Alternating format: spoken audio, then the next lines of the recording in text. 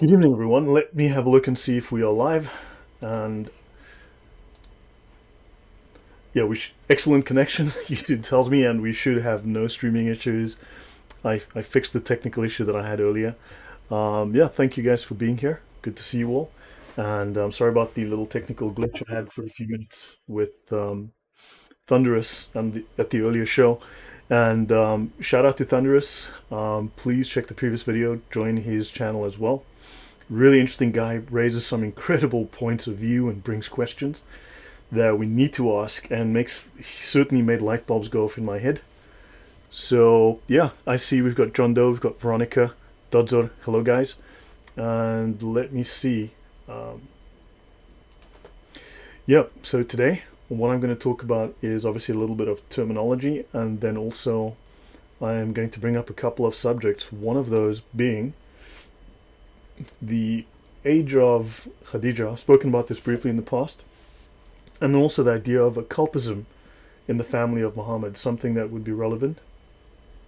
I just covered this in the previous chat, but I want to encourage you guys to actually have a look into the subject.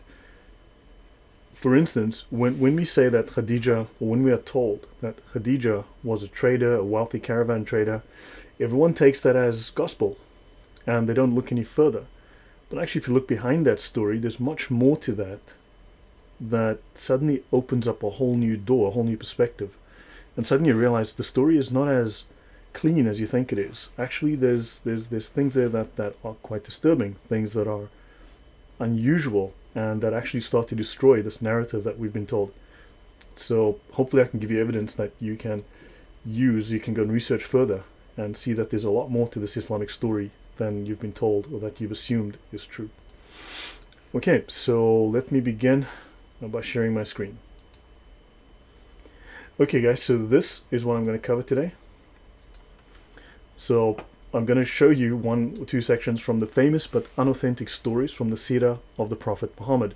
The main title is actually what is commonly spread but not proven from the Seerah of Prophet Muhammad, from his biographies or Gospels. Hi Built to Speed, hi Josie Wales, Servant of Jesus, hello. Is immorality also connected to Gnosticism, is a question from Servant of Jesus. So for many Gnostic sects, and I can certainly say this is true of Islam, of its higher level of scholars who practice what is called ibaha, or antinomianism. Antinomianism is a term meaning against the law. This would be to violate the law of God. That you can, in other words, you're above the law. You can act against the law with no penalty. So from that perspective, the higher levels of scholars in Islam are able to do things which are otherwise considered immoral. However, immorality, or to act contrary to the law of God, is, at least to the, if we say God, I'm going to say Yahweh, and when I mean Allah, I mean Allah, because I dislike using God for Allah. God is Yahweh, right? The Christian God, the one true God. Allah is, yeah, whoever Allah is.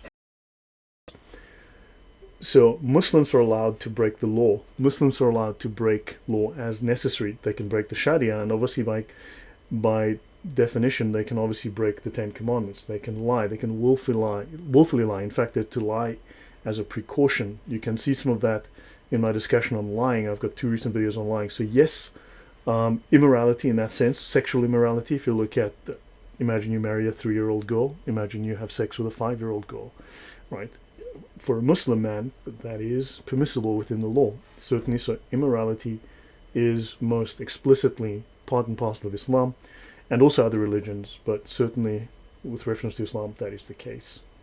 Gnostics, yes, there were certain Gnostics that felt that they had to break all of the laws of God because God was seen as the bad God, right? The demiurge, and he was the one that created this evil world, this dark, dirty world of matter. So therefore, they had to violate those laws because those were the laws that were entrapping them, and they had to try and reach the good God, the monad. So yeah, there's an inversion, there's a moral inversion that happens because of Gnosticism. This was part and parcel of certain anti-Christian sects of the 3rd and 4th century, and the Gnostics glommed onto that. So yes, the answer is yes. Hi XYZ, welcome, good to see you. Okay, so let me see. Famous but unauthentic seerah from the Prophet Muhammad. Let's actually have a look at that, since I just covered that, I want to put this over here. Right, in my talk just recently, or just in a couple of hours ago with Thunderous. Oh, by the way, I just had a chat with Chris Claus. I should be doing a call with Chris on Wednesday. I should be doing a show with Chris on Wednesday. Servant of Jesus says, thanks. I also read that the Greek pagans would have sexual orgies. Yes, they did. I mean, ask yourself, what's a harem? What's an Islamic harem? All right, guys. So I'm going to get this out the way. Discuss this with Thunder. So what is commonly spread but not proven from the Seerah of the Prophet Muhammad? Famous but unauthentic stories from the Seerah of the Prophet Muhammad. Fantastic stuff. Let's go to page 15. 1-5, not 5. Links are in the description, so please have a look. Download for yourself. The report, this is from an Islamic scholar. All right, this is not from a Western Orientalist who is lying about Islam. This is from actual Islamic scholars, accredited Islamic scholars. The report of the marriage of the Prophet to Khadija bint Khuwaylid while her age was 40 is from the weakest of narrations.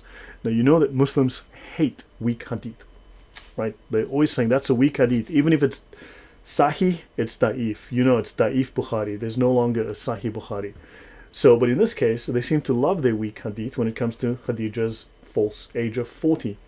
And it says that this is matruk. Matruk is actually matruk is rejected. It's not even da'if, it's rejected. It's a lower level than da'if. So in this case, Muslims should happily reject this.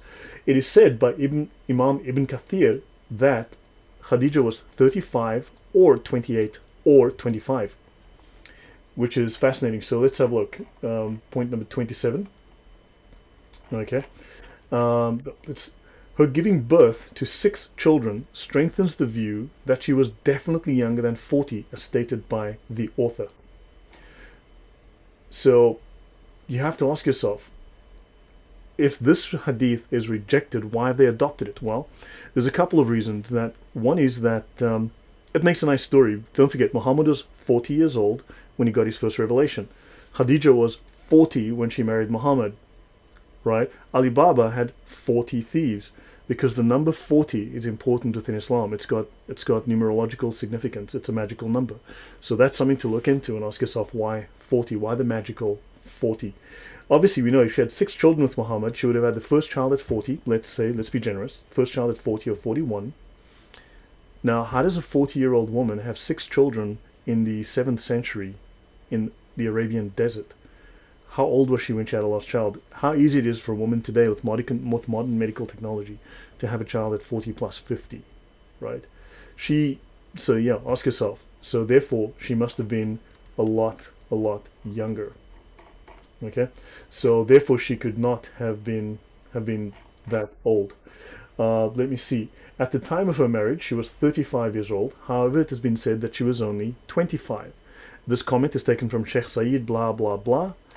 Okay, so there are numerous discussions around this, right? So that this is not just a cut and dried issue, and on the basis that it is not even da'if, it's matruk, they should just simply reject this. Okay, so I'll leave that at that. You guys can go through the book, get more at length if you want to on this issue, but yeah, clearly this is something that is not to be taken seriously. Jesus was 40 days in the desert, in Israel 40 years. Now, actually, Veronica, that's a really good point. Thank you very much. That is very, very well said. Okay, so yes, get a hold of that. Okay, today, David Wood spoke about what's happening in Pakistan. So part 2. David Wood spoke about what's happening in Pakistan, about Christians who are being killed for blasphemy, mobs forming and killing them, and so on, according to Islamic law. Now, he mentioned hadith. Now, it frustrates me that we're going to hadith that have been exegeted 1,000 years ago. Literally 1,000 years ago, the Sharia was written. The Sharia is the equivalent of the Talmud. The rabbis are disparaged, the rabbis are disliked, the rabbis are hated, etc., for apparently straying from the Torah and writing the Talmud and then following the Talmud. Well, the Islamic rabbis, they wrote the Sharia, which is the equivalent of the Talmud. They wrote their Talmud. Right, so you've got the Islamic Talmud, and these Islamic rabbis wrote their Talmud. They're doing exactly the same thing, right? Not to say that the Quran is a good book, it is not.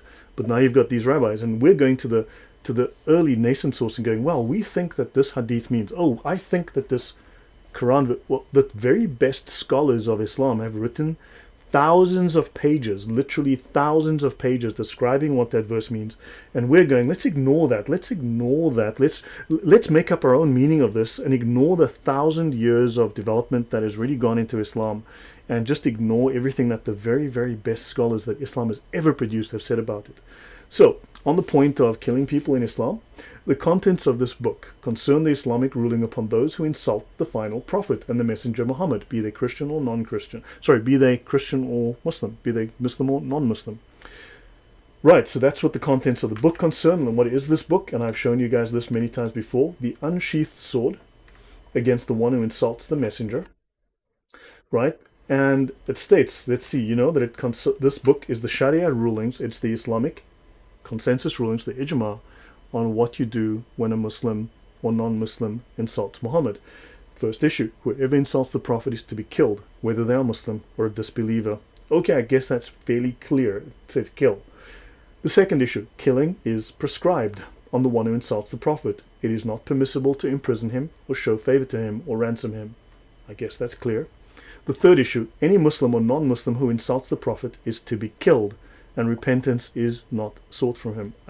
I would say this is very, very clear. Okay? And now, of course, this particular book has 59 pages. It's the summary version of an original book which probably has hundreds of pages. Now, why are we trying to do exegesis of Imam Abu Dawud, right, of one verse or one hadith that has 50 words in it, when we can literally go and read a book that has dozens and dozens and dozens of rulings and applications and permutations and connotations and situations describing exactly what's involved? Okay, an actual book of law, because Islam's a religion of law. It's also a religion of politics. So, of course, what we do is we go, well, you know, Islam, you cannot separate church and state. And what happens is Islam's also a political system and it's a legal system. So what is logical is to ignore the church and state connection, to ignore the politics, ignore the legalities, and let's focus on that 1% that's just the religion. Let's ignore the other 99% because that's what smart people do. So yeah, I failed to see the logic, but fine and well. So do understand, it is very, very clear that we can now go to books like this that have loads and loads and loads of rulings. And of course it states here, the Muslims have a consensus. Whoever insults Allah or insults the messenger or rejects anything from what has been revealed, you're a disbeliever. And I do not know anyone who differed concerning the obligation of killing such a person.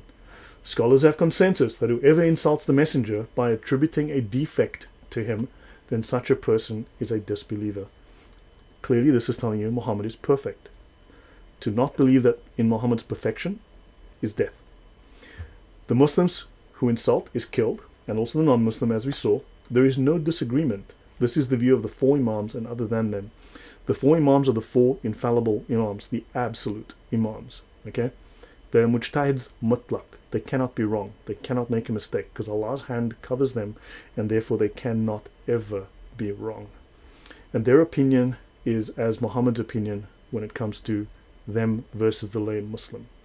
Okay, I'll move on from that. But understand, we're looking in the wrong place if you're going to be doing exegesis of, because, no, it's already been done. You can just go read the rulings.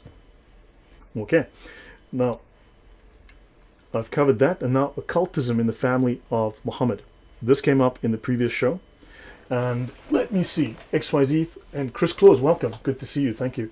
Okay, guys, I've got Jimmy English and others. Welcome, guys. Right, let's have a look at that reference. So let's have a look at, now the original article unfortunately is no longer on the internet. I have struggled, I cannot find it. I've looked, I spent a lot of time looking, but it is maintained here on this website that I found, and the link's in the description, please. You can find it there. So Josie Wells, Islam is mostly law and political that leads to violence. Beliefs in an omnipotent power is way down in the list of priorities, and that is a fact, that is true. Islam is a deen. A deen is political subjugation and control, political domination, humiliation and subjugation of others. Right? That is the actual definition of deen. It's political domination, subjugation. It is not a religion. Is only a minor portion, a minor definition within that. Right, now occultism in the family of Muhammad. So now let's look up the word husband. And I want to clarify this for you guys. We're always told Khadija was a trader, a wealthy trader. She was a wealthy merchant. Let's have a look at some of her past history according to this writing by this doctor, whatever his name was. Let's go back to the top here. Dr. Rafat Amari. Assuming this is all true, legit, whatever, I'm just going to take it on at face value for now. Khadija was married to Nabash bin Zarareh bin Waqdan, with lots of question marks, a visionary for the jinn. Now, in the Jahiliyyah, the time before the condition of ignorance, prior to the coming of Muhammad and the establishment of Islam, the jinn were a common phenomenon within the Islamic, the pre-Islamic Arabian culture, the pagan culture. Jinns were powerful spirits, also called Satans. There were many Satans. They could at any time impose themselves on humans. They could possess a human and they could trick them, they could control them, they could ruin their lives, or they could make them wealthy, they could make them successful, they could make them famous. The poets of the era would be possessed by a jinn. I'll be talking about this in the future. I'm busy. I thank you guys again for all the donations I've received. Thank you very much. I've actually bought some books recently, and I'm busy working on some presentations on the basis of this, talking about the Jahiliyyah, the time before, the pagan era before the coming of Muhammad, which should give, it's basically I'm doing on a history of Islam prior to Muhammad's arrival, how the pagan connection, the pagan history, the culture of Islam, the culture of the Arabs actually feeds into and informs Islam as we know it. So you can see these roots and connections. And we'll actually do a much better biography, provides a much better understanding of the Quran. Okay, now, these jinn would possess the poets, and they would create in the poets the ability to tell incredible poems that would inspire them to superhuman feats of poetry. Okay, because there was no writing, so orally was the only way to preserve history and to tell stories, and therefore these guys would create these amazing oral recitations, recite. Right? The jinn appeared to Nabash in the form of an old man to give him information. Abu Bakr, we know who that is, was his most important disciple.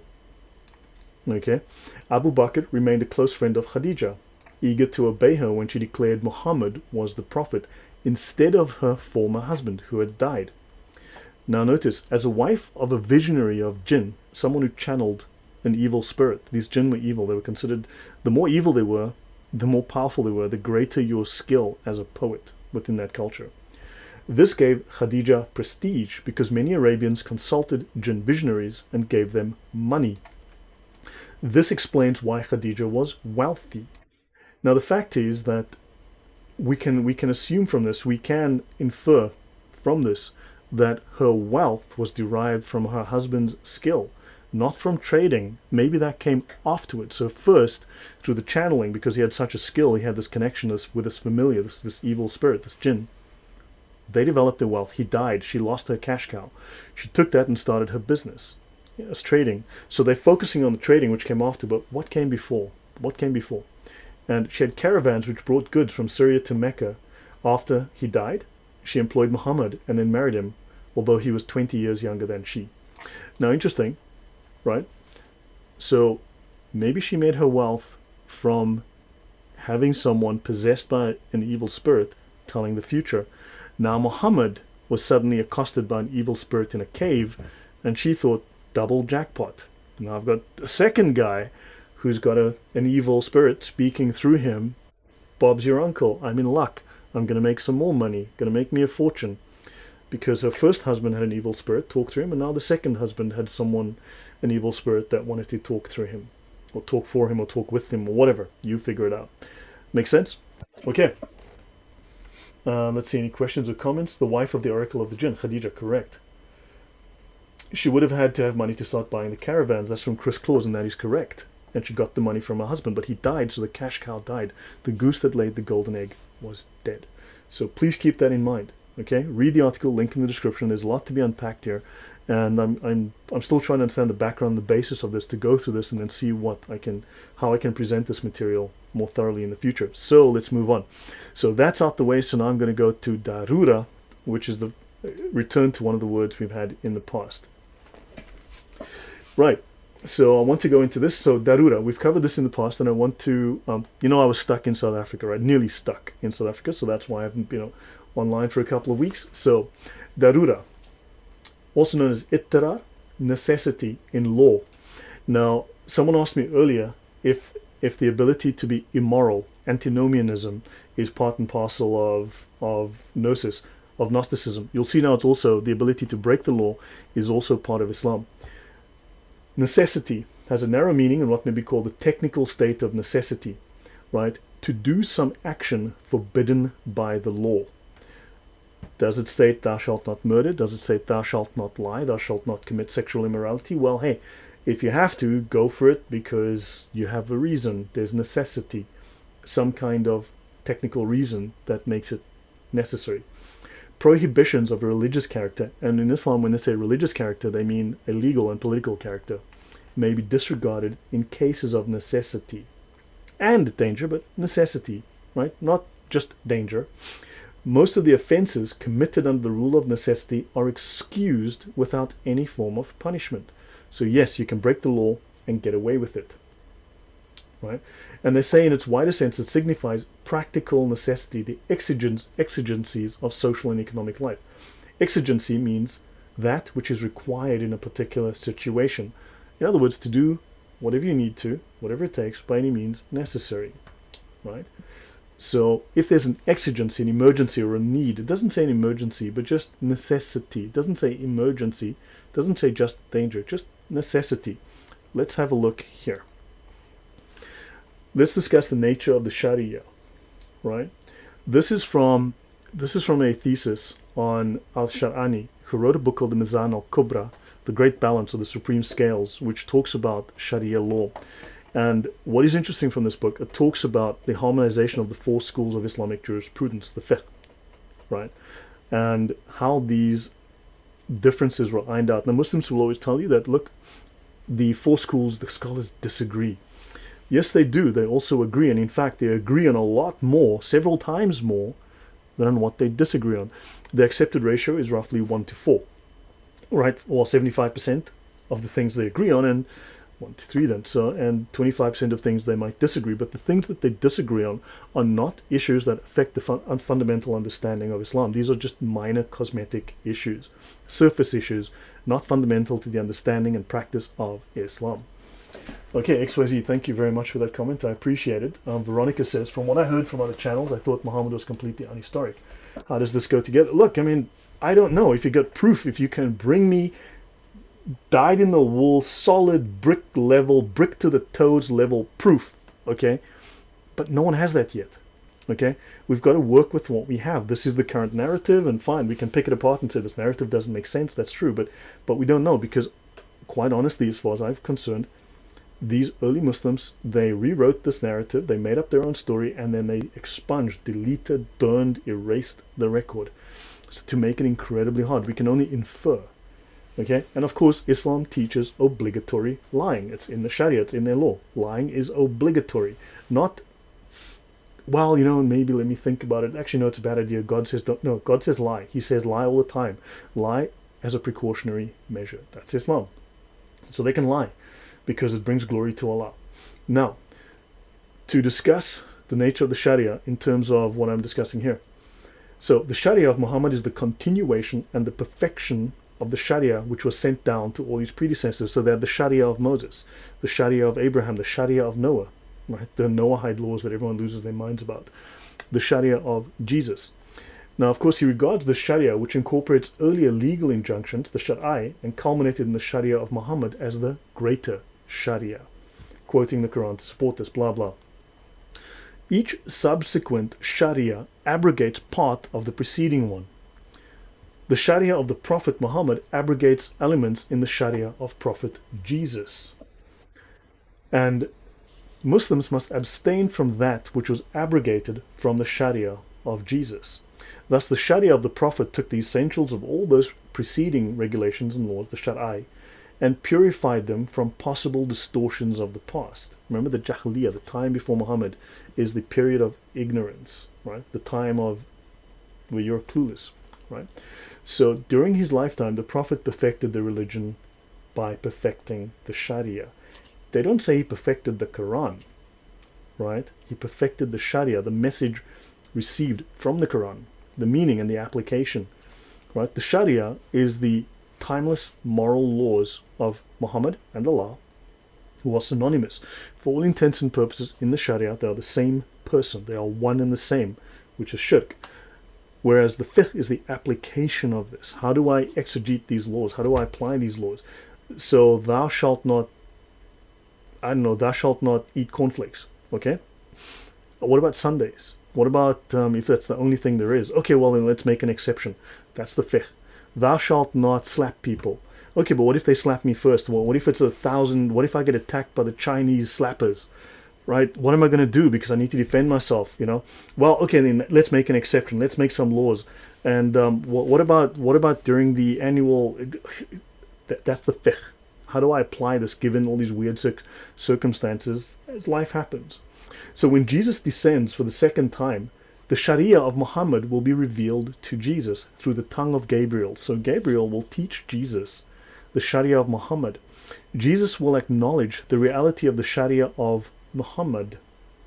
So Jesus will then accept and effectively bow and pray behind Muhammad and accept the new law of Muhammad, which replaces his. And none from among the prophets, nor from the ulama who came before and after, will go out from the orbit of the Sharia of Muhammad. All within the state, none outside the state. That was Gramsci, the founder of fascism, but it looks like Muhammad beat him to it. Now, what's important, there are 6 major tenets of the Sharia. There are 6 pillars or legs of the Sharia. But these 2 are the most important for you to understand. Okay? This one, number 4, Al-Darurat tubih al-Mazurat. Necessities permit the forbidden. So if you have to, break the law, every law. Violate every moral law. Deny Muhammad, do whatever you need to do, but it is permissible. Okay? All is permissible. Evil is permissible. Al-Maqasid akadu min al-Wasail. The aims are more important than the means. We would know this in English as the ends justify the means. Understand, the ends justify the means. This is the moral underpinning of Islam. This is the final moral underpinning. Do what thou wilt. Necessities permit the forbidden. Do what thou wilt is the whole in the law. Right? Do what thou wilt is the whole of the law, which is the foundational understanding of Satanism. Do what thou wilt is the whole of the law. Anton LaVey and all of those guys who were into their satanic cults, right, and others. And the aims are more important than the means. So you worked it out, but this means that Islam is pure immorality and pure evil, and it is satanic. At its core doctrine, it is satanic.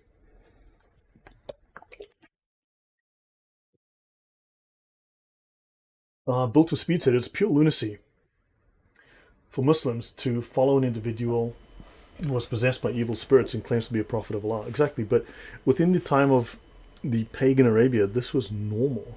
Such possession was considered normal. Once I finished the book and I finished some notes, I am halfway through the book. I'm going to do a series of shows on that and discuss it, because it actually shows you these pagan origins and roots within Islam. I mean, Islam is drawn from, it's like a sponge. It's sucked up so many different things, but it's important to look at the pagan origins as well. And you'll see that this was considered quite normal in that period. In fact, it could be actually something of status. Right? Darura, lying out of necessity. Yes, XYZ. Islamic doctrines of deception. Hiyal, Taqiyya, Kitman, Tawriya, Taysir, Darura, Muruna. Yes, Hiyal is the most important of those to understand. Veronica says, Islam invented information overload and steganography. Yeah, it baffle you with BS. That's exactly what they do. Remember, it's called Adab al-Jadal. It's their method of debate, which is designed to deceive using rhetoric, right? Specific methodology, and it's propaganda. XYZ says, Jesus descends for a second time and teaches Muhammad Sharia. No, he learns Muhammad Sharia. He prays behind Muhammad. That's their story.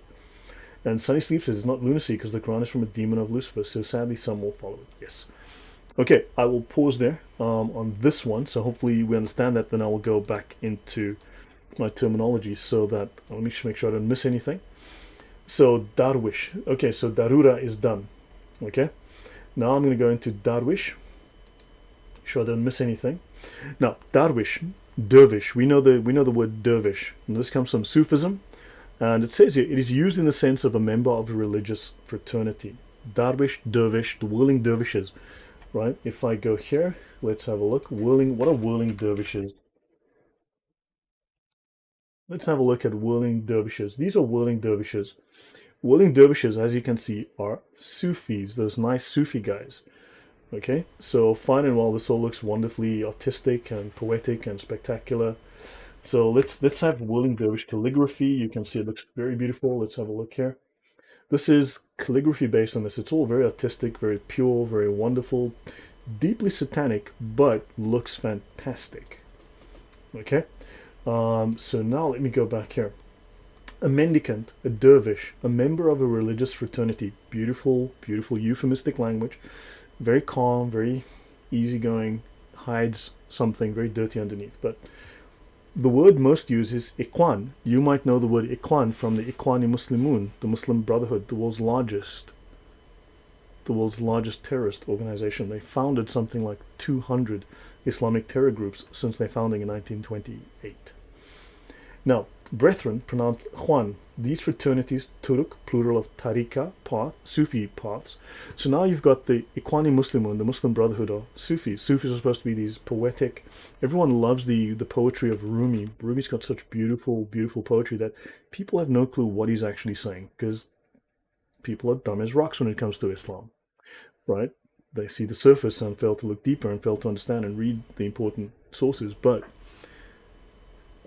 so the Muslim Brotherhood, this, they are Sufis, and the Sufis are quite honestly the most evil, well-organized secret society on earth.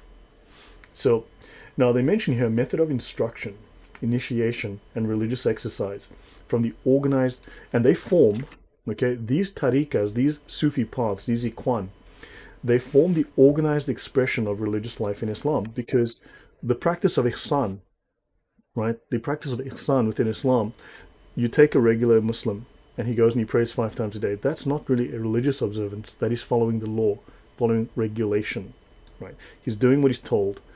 Whereas prayer is known as fard al-kifaya. It's a communal obligation within Islam.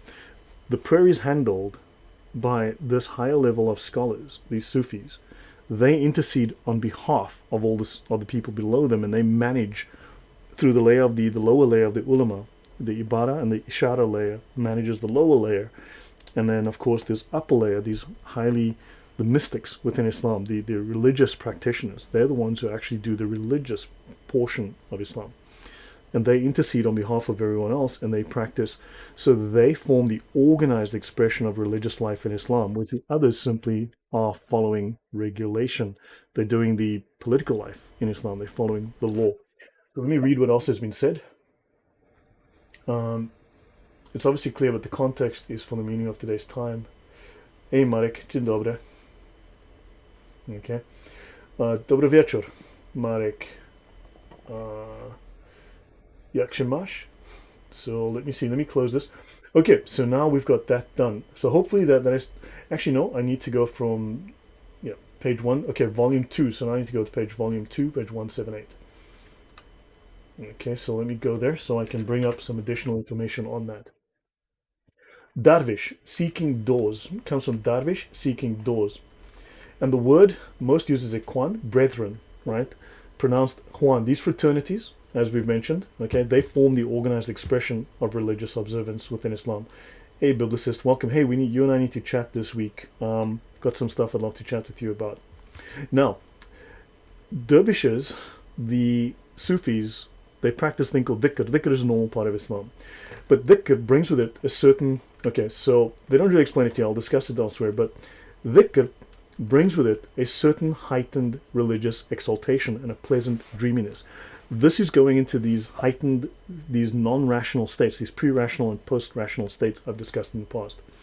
But notice, but they go also with the hypnosis. These guys are doing self-hypnosis. They're going into hypnotic states, altered states to enter into communion with God. They're not just praying, they're doing ceremonies, occult ceremonies, they're performing magical rituals. Why would you need hypnosis? Why would you want to self-hypnotize yourself? Because they're trying to become the Superman, the perfected man, the Qutb, the Insan al-Kamil, because Muhammad was the perfect man. Okay, Muhammad was the perfect man, and they are trying to become the perfect man. They're trying to commune directly with Allah and this is denied to the average Muslim. This is the domain of these guys. So they go also with the hypnosis, either as excitants or consequent certain physical states, altered states, and phenomena which have earned for dervishes the various descriptions in the West of barking, howling, dancing, etc. So there's a lot more to Islam than just, well, just pray 5 times a day, pay the zakat, kill apostates, and kill your daughter if she dishonors the family. Islam's not just about those 4 things.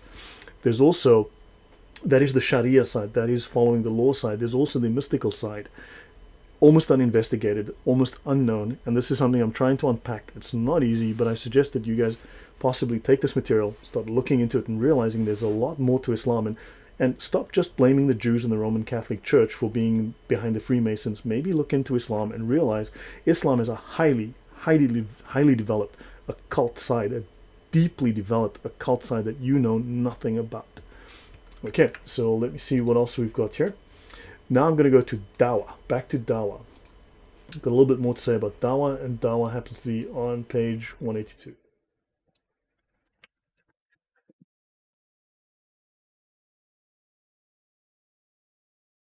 I made a wrong mistake here. By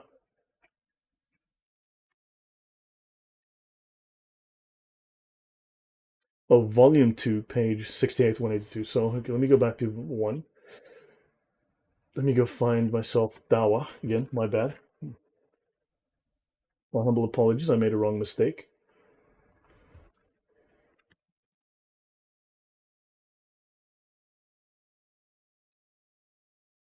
Okay, here we go. We need to look at this word. It's very important. The word Dawah. Okay, it's very important to look at the word Dawah because, again, we see Islam often mistakenly through a Western lens, through a Western perspective. Because we say, well, we've got evangelism where we are preaching the gospel, we are preaching the good news. And we assume that from an Islamic perspective, they mean the same things. They use the same words deliberately, but they use them in a deceptive manner. It's like what the left does. They use the same words, they mean completely different things. Dawah, call, invitation. Notice it doesn't say evangelization there. It does not say. It says to call someone. It's like, hey, buddy, how you doing? I thought I'd give you a call, man. Hey, you want to go have some beers later? That's a call. An invitation. Hey, man, I want to invite you to my party. We're gonna have beers, dude. We're gonna have a bunch of beers, and we're gonna have barbecue. That's an invitation. Understand? It does not preclude that form of invitation. Nowhere does it explicitly say it is evangelization. Understand the nuances and the differences here. However, it does state it is propaganda and pretension. What does it mean to pretend? To lie, to deceive, to not present an honest view. Right? I'll pause and I'll take some questions. Okay, so the Freemasons have been looking to take down the Roman Catholic Church for centuries. We have documents predating the Second Vatican which talks about, yes, I know, the Masonic infiltration. I know, yes, that is certainly the case. And it must be noted that when you go through the Islamic documents, especially the writings of people who have been initiated into the Sufis and achieved a high level within the Sufis, they make the explicit claim that they founded the Freemasons.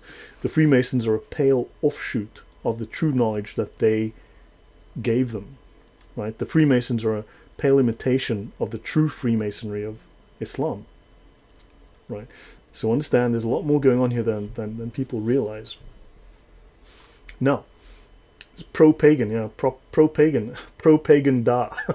Those are very well, very, very interesting, pro-pagan da. But understand that dawah is propaganda also for a member of the Prophet's family.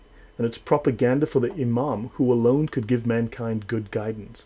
Because they know better than you. They'll make the decisions for you. This is normally called centralized planning and control, otherwise known as communism, known as fascism, right? These are what's known as totalitarian forms of government. Propaganda for the imam who alone could give mankind good guidance. So, yes, understand. Actually, this is interesting. Josie Wales says, the Catholic biblicist, more papal bulls have been written about Freemasonry than on any other subject. It therefore must be important. The Catholic Church came down hard on the Freemasons. Now, that's not to say that the Catholic Church has not been infiltrated, because certainly it has. Okay, there's certainly criticisms that can be levied against it, but certainly the some of the popes, the better popes, certainly did call it satanic, call it evil, and for good reason too. All right, so now now that we've got this aspect, let's go to look at Dawa, volume 2, 182, 183. So I'm going to go here, 182. It's 168 in the book, but it's 182 up here in the page count. So Dawa, to call, to invite. It means call or invitation. I invite you to Islam. That is not exactly evangelization. That is not explaining the religion. That is not providing an understanding and an exegesis. Say, hey, join Islam. No, I don't. Okay, I'm going to kill you. That's pretty much what it boils down to. Okay? So, to call, to invite. Invitation to a meal. Now notice it also has the context of invitation to a meal. Hey, buddy, want some steak? I got some chicken. Want some barbecue sauce for that? That's dawah. It's not evangelization. Evangelization doesn't mean, hey, buddy, want a pork chop? That's not evangelization. That's giving somebody chow, right? Want a beer with that? That's not evangelization. But in Islam, it is dawah. Okay? It can also mean an appeal to God, right? It can also have the sense of a curse, to curse someone. Dawah can also have the sense of cursing someone. It can be synonymous with dawah, signifying lawsuit. Interesting. So dawah can mean cursing or a lawsuit. And of course, they do tell us here that in the religious sense, dawah is the invitation to believe in the true religion, because the religion of all the prophets is Islam. Now, there's a word for that, but I can't use that in a family-friendly channel. But yeah, we know that's just what they say. Glory Hallelujah says Muslims all over Facebook calling for dawah and asking for money to build the mosque, of course. The Catholic Church hierarchy definitely has been infiltrated by Freemasonry. Just look into the Pope's banker. Oh, well, look, I mean, yeah, they've also been infiltrated by the communists, right? We know this. And yeah, I mean, that we need to, the Catholic Church needs to be cleaned up. Now, again, I'm not a Catholic. I've been raised, for those, excuse my French, for those idiots who fail to listen, I have numerous times stated that I was raised Protestant in the Anglican Church. I grew up in the church. I have family that have been priests and bishops, so I've had senior members, senior clerics within the church. So no, I'm not a Catholic and I'm not a Jew. But if I criticize the Protestant church, because I do so because I think there's something to criticize, because based on my looking at the evidence, the history, the facts, I think there's something rotten that needs to be addressed. And of course, the aim is always, well, the Catholic Church is evil and the Protestant churches all walk on water. And yeah, I bet if we have a look, we're going to find that all of these Protestant, ministers all walk on water. No, never did anything wrong. Never did anything wrong. Actually, while I'm at this, let me quickly look something up. Give me 1 second. I need to address something which annoyed me. This is why recently I've been doing some things which I got into, because I kept hearing a single argument presented over and over, and it started to annoy me.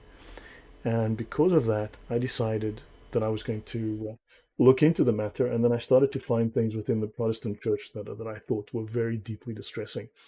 But on this point, I need to bring this to your attention. Everyone talks about the sexual abuse within the Roman Catholic Church. It's illegal. It's a problem. It must be dealt with. These people must be sent to jail. This thing must stop. However, of course, this is cover for avoiding looking at the far worse clergy sex abuse in the Protestant churches. Because seriously, it's just the pot calling the kettle black. And when I constantly got slammed with this, I decided I was going to take a look at the Protestant church history, starting with Martin Luther. And I will tell you this, once I start doing my shows on Martin Luther, a lot of you are going to be very, very upset. Martin Luther, and I say this, was a filthy man, a dirty, filthy lecher, whoremonger, disgusting, drunkard, filthy man. Okay? So yeah, but we're going to get there. I will be talking about this in the future. It's going to take me some time to put this all together, but yeah, so now you've got a rough view of what I think of Martin Luther after looking at his life. Okay? So yeah, and this is because I had no interest in Martin Luther. I had zero interest in the Protestant church, but because, and a blasphemer. Yes, that is correct. Catholic biblicist, he was a blasphemer. Now, he hated God, and he said the most disgusting things about Jesus. But of course, huge dawa went into effect to whitewash Martin Luther, but that's a story for another. That's a fight that I will fight later on down the line. But trust me, many of you are going to be very upset. If you're not looking forward to it, unsubscribe, please leave. You're not going to like it. I am going to eviscerate Martin Luther. I think he was the most disgusting man. A honestly disgusting, pathetic individual. So there you go. Now, Protestant clergy sex abuse. This country is predominantly Protestant. More children are abused by Protestant ministers than by Catholic priests. In 1990, the Freedom from Religion Foundation issued a study on pedophilia by clergy. At that time, 2 clergy per week were being arrested in North America for sex crimes against children. 58% of them were Protestant. Now, that was 1990. That's 31 years ago. Imagine how we look today. Now, why is everyone going on the Catholic Church? Yes, it's a problem. But you know what? The Protestant churches are dirty too. They're evil too. They also need to be taken apart. So because of this issue, people lying to me about this, lying to me, Christians, quote unquote Christians, filthy mouth Christians lying to me about this issue, failing to address the log in their own eye, I decided to start taking a look into the life of Martin Luther and the history of the Protestant church. And you are not going to like what I find, because I did not like what I find, and I'm going to share that misery with you. Okay. Now, there is more sexual abuse in the Protestant churches than the Catholic. Okay, now this is from the Schubert Foundation. You can disagree with all of this all you like, but I'm sure if we have a look, this was a cursory examination. If we start having a proper look, maybe we're going to find that there's a problem in the churches. It's not because of Christian doctrine. This is because of evil men who have come into the church and corrupted the church, because of weak-willed Christians who have failed to stand their ground and follow do the right thing, the legal thing, and the moral thing. Now, okay. So the Protestant world is teetering on the edge of a sex abuse scandal similar to what has rocked the Catholic Church. So understand, there are problems that need to be addressed. So please stop lying to me about the Catholic Church, because there are plenty of lies being told. Because I know for a fact now, if I start digging into your church, I'm going to find filth that you're not going to like. Okay, moving on. Now, Muhammad's mission was to repeat the call and invitation. It is the Dawat al-Islam, or the Dawat al-Rasul, the Dawah of the Prophet, or the Dawah of Islam. As we know, the infidels' familiarity with or ignorance of this appeal determined the way in which the Muslims should fight against them. Right? So let me see. Is it really a benign invitation? No, it's a threat. Do this or else. Right? Those to whom the dawah had not yet penetrated had to be invited to embrace Islam before fighting could take place.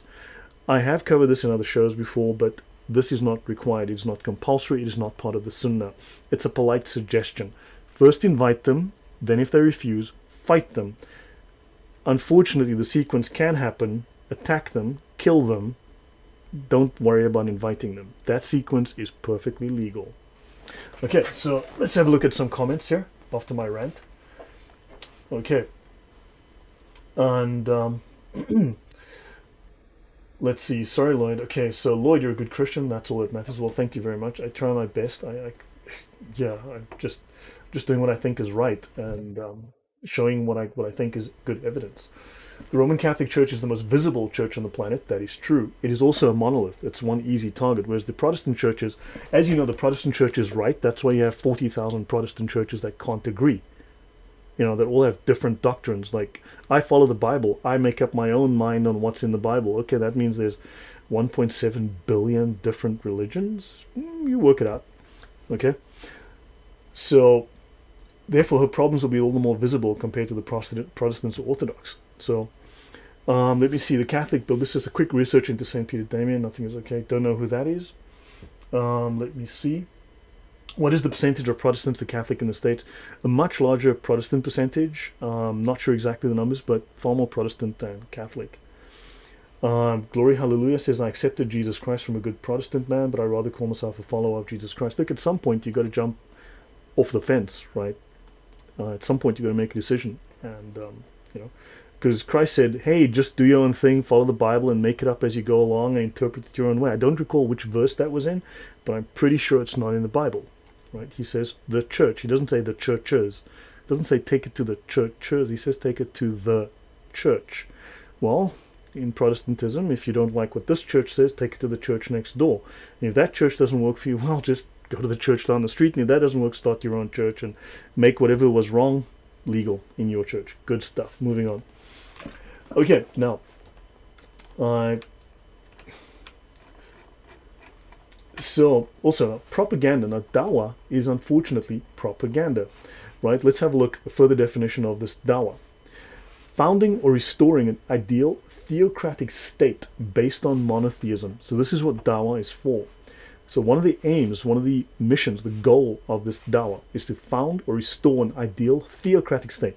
Like, oh, let's take Palestine, Hamas, theocracy, Iran, theocracy, ISIS, theocracy, Afghanistan, the Taliban, that's a theocracy, that's ideal. Good stuff, founded on Islamic monotheism. Theocratic monotheism, fantastic stuff. Yeah, we can look forward to that. So maybe you want to resist the dawah just on those reasons alone.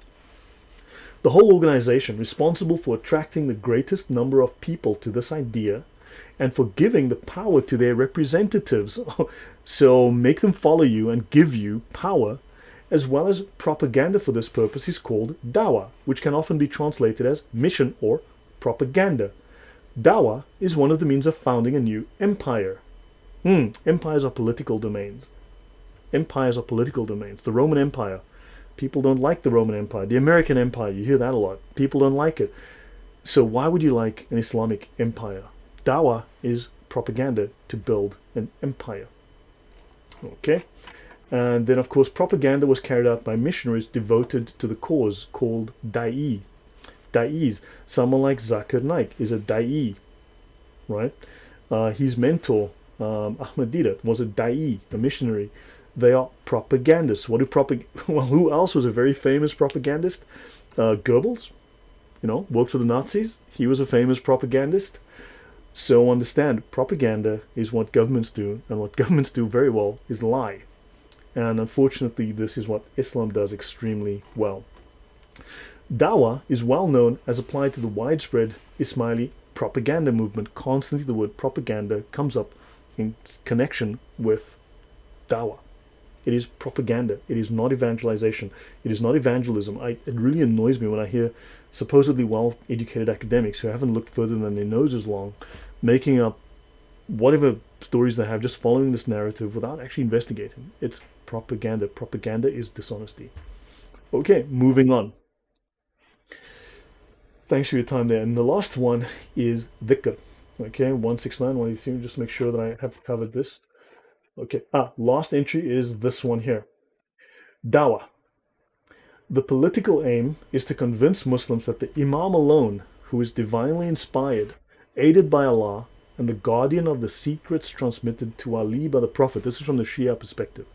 It applies, there's enough application within the Sunni as well, within Islam, right? So the Imam alone, divinely inspired by Allah and aided by Allah, and he's the guardian of the secrets, the secret knowledge given to Ali by Muhammad, and only he could give mankind good guidance. So he's got the secret knowledge. He knows better than you. Sounds a lot like communism as well, because they've got, central planning. They know best, right? So yeah, understand, again, it's simply propaganda to create this totalitarian state. It is not evangelization. And now the final word I'll do today. So I wanted to expand on these words. We've covered some of them before, but I wanted to expand. And the last new word is dhikr. Okay, so let me see, where is... just a mention of secret wisdom here, Tao, secret wisdom. Man, Islam is full of discussions of Gnostic wisdom, secret knowledge. It's Gnostic through and through. Islam is... It's not classical Gnosticism the way you know it, but it's very deeply entrenched in Gnosticism, and then of course it has its own little spin on it, like it does with everything. Take Dal, the ninth letter of the Arabic alphabet with the numerical value 700. Arabic words, Arabic letters have numerical values. All the letters within Islam have numerical values. It's form parts of a magical ritual which they call onomatomancy, discussed in the past.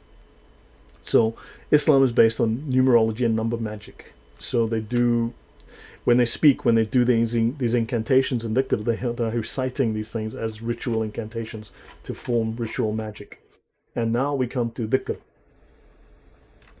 Any comments or questions? Let's see. Biblicist says one of the reasons why Christopher Hitchens left Christianity was because his mother was having an affair with the pastor of his church, and that too when he was well into his teens. I mean, that's unfortunate. That's not Christian doctrine. But yeah, unfortunately, it's a bad example. Everyone wants to throw stones at the Catholic Church due to sexual abuse or corruption, but when it comes to prominent Protestant figures being caught up, their fanboys cry foul. I mean, everyone's dirty. Okay? This is not doctrine. These are violations of doctrine. The things the Catholic Church is doing wrong are violations of Christian doctrine. Now, Martin Luther said some incredible things about the Catholic Church. Amazing what this guy actually said. The words that came out of his mouth, I'm shocked. My gosh. Good grief. Good grief. But, yeah, whatever. He created the propaganda he just hammered that thing home. And that propaganda has just persisted. He seems to have taken lessons from Islamic Dawah. And maybe I'm not kidding. Maybe I'm serious. You never know. So 58% of the Protestants in the abuse statistics is below what would be expected. So, well, maybe the Catholics had a head start on the Protestants, but the Protestants are catching up. And that was 31 years ago, Veronica. 31 years ago, statistics. Maybe it's a little different today. So Muslims want to establish a caliphate, XYZ, and that is true. Yes, they want to establish a political entity, a caliphate. Okay? Built to Speed says some use excuses just to remain in their sins, and that is true. I mean, yeah, we will sin and fall short of the glory of God, right? It does say that. So, secret knowledge sounds familiar, villainous. Yes, that is true. And let's continue. So, guys, the last word I have for you today, so it's dhikr, remembering God. Oh, it just sounds amazing. Just remembering God. That's so deceitful because it's not the full picture. It's not the true picture. Understand? Islam is fantastic at doing this. Reciting the names of Allah, the tireless repetition of an ejaculatory litany, incantations, constant repetition to dull the senses and take you out of your mind. There's a Gnostic reason behind this. I've covered this in the past. I won't do so now. A religious service common to all the mystical fraternities. Mystical fraternities, what would that be? Well, the higher levels of Islam are mystical, occult. Right? Let's call it a cult. Right? Performed by the Sufis. Dhikr, yeah, dhikr, exactly. The Encyclopaedia of Islam tends to use these stranger phrasings like jihad is spelled D-J-I-H-A-D, for instance, not the common J-A-H J-I-H-A-D. It's D-J-I-H-A-D. So it just has these weird ass spellings for some reason. So notice here that dhikr is also the revelation sent down to Muhammad. Okay, so that is dhikr. We'll say it's remembering Allah. It's just repeating the name of Allah. It's all very nice and all very sweet. So let's go to volume 2, which is 238 to 239. So let's go have a look here and see what it tells us. If maybe we find something different to what we were expecting. Dhikr. So, dhikr, reminding oneself. Remind thyself of thy Lord when thou forgettest. Okay, that's Quran 18 verse 24. The act of reminding, then oral mention of the memory, especially the tireless repetition of a litany. Okay, you could consider this. Remember, they mentioned hypnotism, hypnotic repetition, to create a state of hypnosis and altered states. Altered states are what you do when you take drugs, right? So understand there's something else going on here than just remembering God. Like, oh yeah, hey, I remember God. It's not that. As an ejaculatory litany, tirelessly repeated, the dhikr may be compared with the prayer of Jesus. I have no idea what that is, but it seems to be that they're referring to some weird-ass people that do something I've never heard of. But notice they speak of traditions of the brotherhoods. So, Islamic Brotherhood, the Muslim Brotherhood. Interesting. Sufis, the head of the Muslim Brotherhood was, well, A, a Sufi, and B, a Freemason. But that's just a sheer coincidence. Notice they speak here of regulating the respiratory rhythm as well as physical posture. What else does that? Let me see. Hypnosis, yoga, transcendental meditation. So, sounds like a mock copy of the Jesus Prayer, says the Catholic biblicist. And yes, XYZ, Muslim Brotherhood. They have these methods and means of entering into these states, these non-rational, what they call the pre-rational and post-rational states. Remember, from a Gnostic, in Islam, matter and earth is cursed.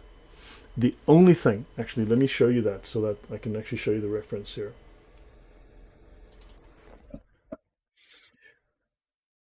So let me actually go here. You see, within the Sharia, within Islamic law, the fiqh, they tell you because Islam has a Gnostic component. It's not only Gnostic, but it has a Gnostic component. It states here the world and what is in it are accursed. Just like Gnosticism teaches that the world is of matter is evil, the world of spirit is good. A bad god, the black god, the dark god, the evil god, attacked the good god. Right? Different Gnostic sects have this myth.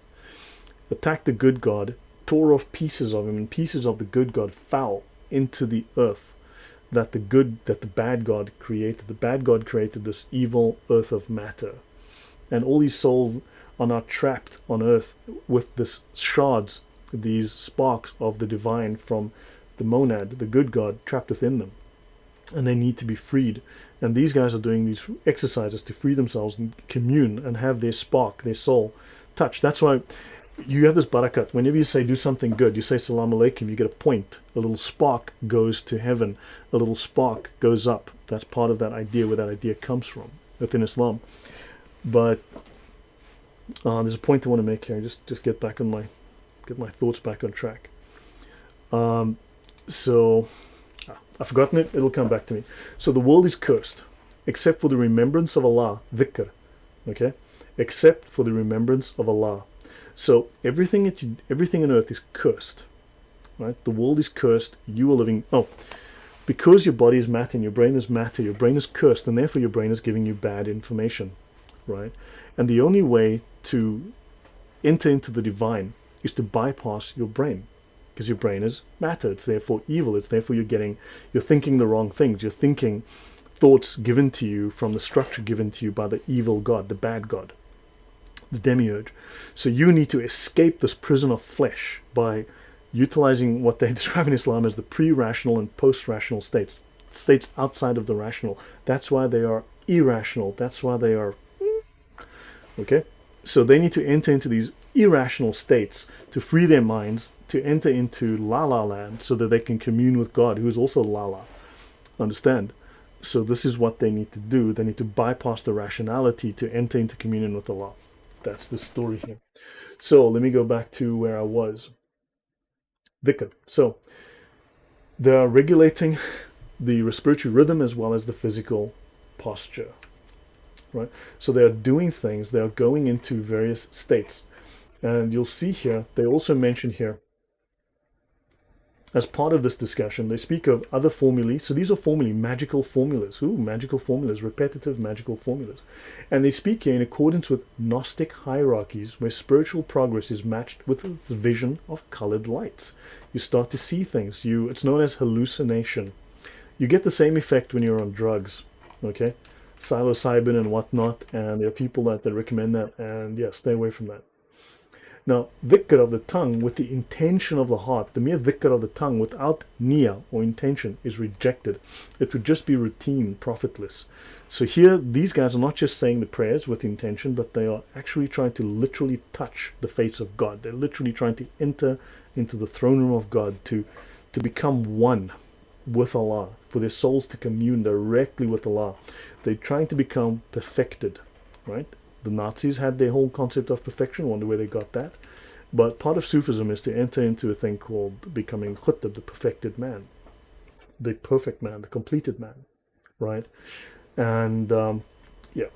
Now, Al-Ghazali, the number one scholar in Islam after Muhammad himself, they speak of here the similarities to yoga and other practices. Now, I'll end off here. The dhikr of the heart resembles the buzzing of bees without a loud or disturbing noise. Who of you guys have seen the movie Constantine? I really enjoyed that movie. It's not a great movie, but I really liked it. I watched it again recently. It's with Keanu Reeves. Let me open a window. It's getting crazy hot. It's 0 degrees outside. It's snowing. So you might remember he speaks of demons that appear, and there's the buzzing of the flies, the buzzing of the bees, right? That's when demons appear. Okay, so the dhikr of the heart resembles the buzzing of bees. He's visited by a demon made up of insects that glom together, and there's this buzzing. But anyway, The buzzing of bees without a loud or disturbing noise, and is accompanied by luminous and colored phenomena. At this stage, intermittent, Al-Ghazali drew attention to this apparition of lights, which sometimes pass like a flash of lightning and sometimes stay, sometimes last, and sometimes do not last.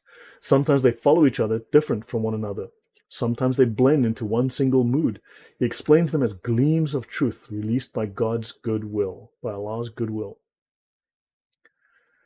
So Lisa Alexa says can't count off, and I've watched that movie. Yeah, I watched it twice, not this year. Um, so understand, there's a lot more to Islam than just beat your wife, say the 5 daily prayers, um, slap your kids a lot, and kill your daughter if she dishonors the family. There's a lot more to Islam than just that, than just those external practices. This is the internal side, right? This is the button instead of the zahir, the external aspects. There's the internal aspects. So understand, there's a lot more to Islam. There's a lot more to be said here, but there is a deep, extensive, detailed, sophisticated, long developed occult side of Islam that we know nothing about. We've barely started to scratch the surface. Understand? And this is what is hidden. This is why they do not want you studying Sharia. Understand? Because this will lead you down the road where you're going to find that they claim to be the founders of the Freemasons and the Rosicrucians and all of these things. That they claim to be the one secret society. Islam has to have world domination. That's what the caliphate is, right? People see the rise of pedophilia. Well, Islam allows it; it's legal, so they conform with these things. So understand there are issues here, and antinomianism, which forms the foundation of Satanism, satanic doctrine. So I'll leave it at that. You make your own conclusions. Everything that I've spoken about, everything is in the description. Okay, and yeah, I'll take any questions if anyone has. If you just see what's been said, yes, this cursed earth idea is opposite to God. It said things were good when He created them. Exactly, God created the world and it was good, right? Gnosticism is an adversary to God. Correct. It is a complete adversary. It's an inversion. It's a moral inversion. The biblicist says ancient Jews used to pray 3 times a day, the book of Daniel, and fast twice a week. Christians around 70 AD prayed the Our Father 3 times a day and kept the 2-day fasting but moved the fast days. Built to Speed says so much mysticism and esoteric ideology. Yes, it's a huge amount in Islam, a huge, and I have no idea why scholars are not discussing this. It's you can't miss it. Um, Glory, hallelujah! Thank you very much for that. He says we need to teach our children at home the danger of this cult. Nowadays, many people think, well, I've been told Islam is a religion of peace. You've been warned. Yes, it's a political system. It's an occult system. It is a legal system. There is so much more to it than what you're told. It's seriously, like I said, it's not just about beating your wife and killing people on London Bridge with a truck or a knife. It goes well beyond just that. There's an occult aspect, and they claim that I will come into this when I start discussing Islam and the Nazis, the connections with Islam to the Nazis, and yeah, there's so much more. There's so much more to this when I start doing Rudolf von Bottendorf. Man, there's so much to dig through. There's so much nonsense, but yeah, once you understand Islam, it all starts to make sense. So that's it. Unless you have questions, guys, I'll take some questions. Lloyd, would 5 daily prayers be considered dhikr? Yes, because actually you're doing 5 daily prayers, but you're also doing the repetitions, the 17 repetitions as you go through the prayers and the motion. So yes, it's kind of it's an indoctrination, but it's a mental exercise conditioning. It's mental conditioning. So yeah, it is dhikr, but it's a very low level. Actually, if you go into the reliance, ihsan, if you go into the perfection of faith, so the perfection of faith, the ihsan, let's actually go to that and I'll explain that to you.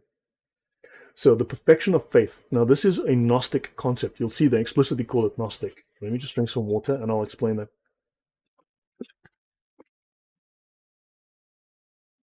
Uh, so the perfection of faith is to adore Allah. Oh, so sweet. As if you see Him.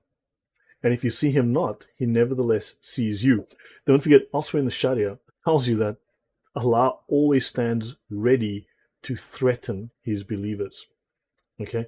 Allah always stands ready to threaten you. Right? So that's something that is always the case.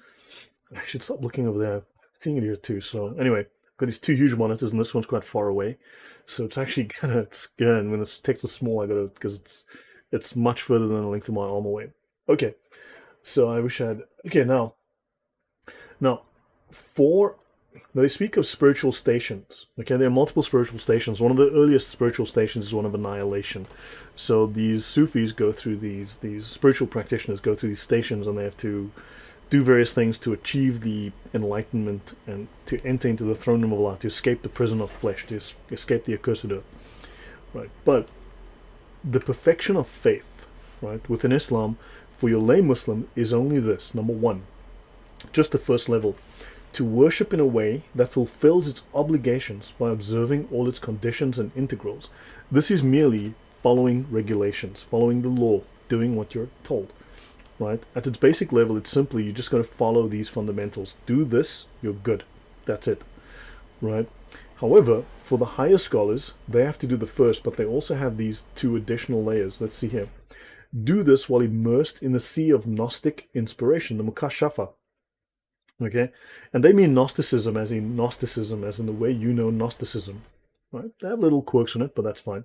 So, if you're a serious Islamic scholar, you're not only going to worship in a way that fulfills the lower level, the Sharia side of Islam, but now you're moving into the Hakika side of Islam. Okay? So you must do this while immersed in this mental state, these pre-rational, post-rational states they speak of, immersed in the sea of Gnostic inspiration, the Mukashafa, until it is as if the worshipper actually beholds Allah Most High, this being the station of contemplative spiritual vision, the Mushahada. And then to worship, as mentioned above, these two states already, though mainly aware that Allah sees one, this being the station of vigilance. Now you've moved to another, a higher level of occult practice. All three of these are of the perfection of faith, ihsan. But the perfection required for the validity of worship is only the first. So to make your worship valid, just follow the rules. Do as you're told, follow these rules. 1, 2, 3, connect the dots, Bob's your uncle, off you go. While the perfection in the latter senses, this is numbers 2 and 3 here, this Gnostic state and this Gnostic state, perfection in the latter senses is the mark of the elect and not possible for many. Who is the elect? That is the upper echelon, the gatekeepers, the ones on top. Everyone talked about the Catholic Church was bad because you had these priests on top and the plebs on the bottom. Islam has that, but it's all good, right? Because you're a bunch of hypocrites. Because you just hate the Catholic Church. You don't really care about what you're saying. You just want to destroy the church. You don't actually care about gatekeeping, or you go after Islam too, unless you're cowards because you're too afraid to speak out against Islam, or you're ignorant because you don't know enough, or both. Pick those, but pick which one fits you, but I'm not necessarily speaking to you, but understand these are things that I've come across. I've been doing this for way too long. Long before I came alive online, I was anonymous and online. I've just seen too much of this nonsense. So, while perfection in the latter sense is the mark of the elect, understand these levels, these layers, the initiates, these people, you get those, the profane on the bottom, and then you get the levels on top. Okay? And only for those at the elite level, the elect level, only the elite, they have achieved these states. Actual worship, actual spiritual, mystical worship is denied to the lower levels. It's the domain, the province of purely the upper levels. I'll stop there, guys. That's it from me tonight. I hope my rant didn't offend too many people. If I have, well, it's true. So, Sergeant Grinch says, Islam really is the evil cult of the Shin. Cult of the Shin, not familiar with that, but it's definitely evil. Okay? Everything I've said links in the description. Sounds like the Calvinists running Islam. You know, you start looking at Martin Luther, excuse my French here, but I'm really starting to dislike that guy, if I haven't made that clear yet. And there's too much. There's just this touch of Islam in what this guy's doing, and it bothers me. It seriously bothers me, but maybe I'm wrong. But we'll talk about that one fine day. So thanks, guys. Good night. Unless there's any final question, but Chinavala, haha. Okay, well, guys, that's it from me. And yeah, I should be doing a show on Wednesday with Chris Claus, and to discuss Islam from the Sharia angle, to also introduce the Sharia. Thank you, glory, hallelujah. I think that's a very profound statement. You're not here to please men, but to tell the truth. And as you guys know, I always provide my resources. I show them on the screen, and I provide links to everything that I use. You have links to literally everything that I have. No one's ever come back to me and said, but that's a bad source and the blah. Seriously, I mean, I give them away. I give every single one of my, I hide none of my sources. So guys, thank you very much. Yeah, and Thursday with Chris Claus, no, Wednesday with Chris Claus. And on Friday night, I should be doing another session with Thunderous. I will be talking about the Injil. What is this mysterious Injil that they keep talking about in the Quran? Because it can't be the Gospels. They speak of the Injil, but what is this Injil? So I've done some work. I've gone to some really good academic resources, I think from a guy at Oxford or Cambridge, taking his notes as a basis. I will link to his document. And yeah, we'll be talking about that. So guys, Wednesday and Friday. I'll be in touch. Thanks, guys, and see you soon.